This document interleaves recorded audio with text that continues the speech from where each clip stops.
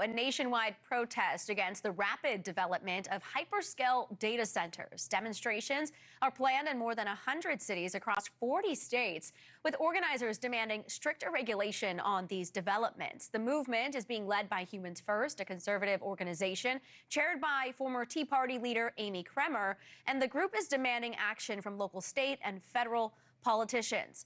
Protect hometowns' wallets and way of life, end taxpayer bailouts for big AI companies. Politicians in Washington act to block dangerous AI systems. It's not just political activists sounding the alarm. A new foe has emerged for data centers, and that's farmers. They oppose an expansion of data centers and are warning of the impact of agricultural land and water resources. My next guest has been on the front lines of this fight, Philip Nelson. He's the president of the Illinois Farm Bureau. Philip, thank you for joining us tonight on the Hill. We appreciate it. First off, describe what's happening to Illinois farms as these data centers are being built there. Well, we've got approximately 50 data centers that have been proposed for our state. And our concern is really two or threefold. Number one, the impact that it has on land use. Secondly, the impact that it has for the electric usage. And thirdly, the impact on water resources. And right in my backyard, there's three that have been proposed within about 40 miles of our farming operation. And one of those in the Joliet area is even installing a pipeline to run from the Great Lakes to Joliet to supply the much needed water for that data center. So we have a lot of concerns. And, as a livestock producer, we have said when we expand our livestock operation, we have a number of regulations you have to abide by, setbacks, nutrient management plans, and such. And this is, I compare it almost to the Wild West to see how fast some of these businesses can site these data centers.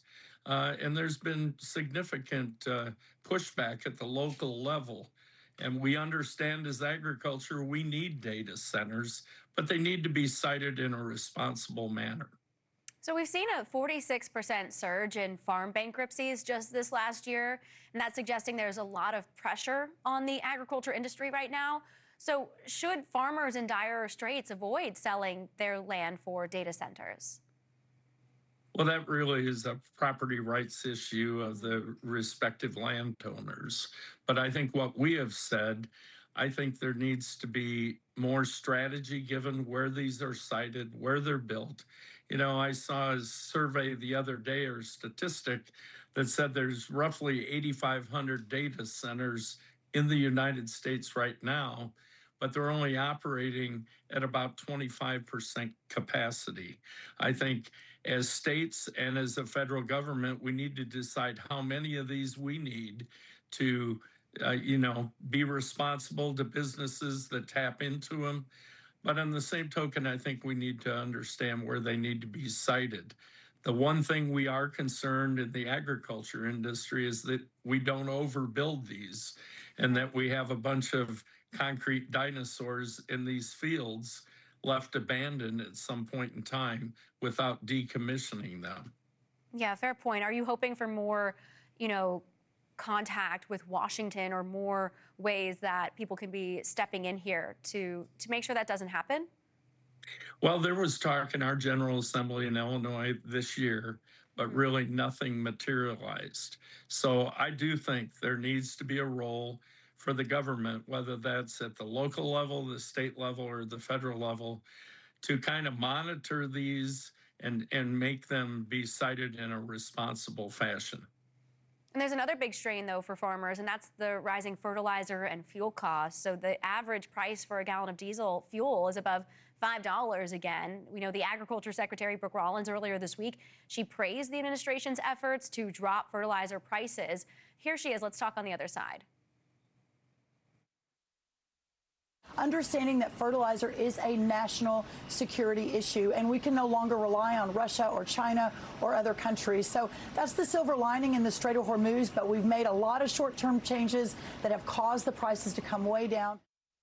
So are you seeing the Trump administration efforts to give some relief, helping farmers, especially there in Illinois?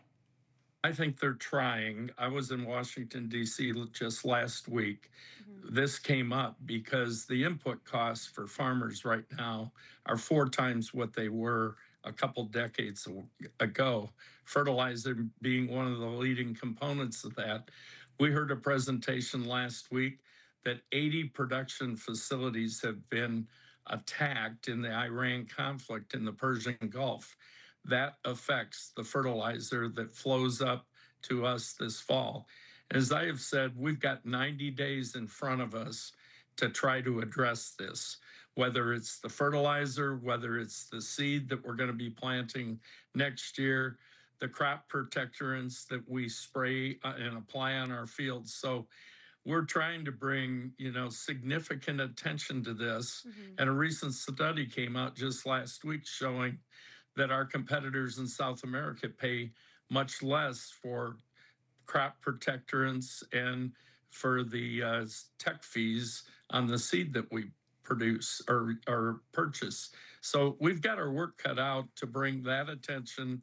Ultimately, if we don't see these prices reset and come back, or we don't see commodity prices, accelerate, we're really in the second and third year of a struggling farm economy. So we've got to get this addressed as soon as possible.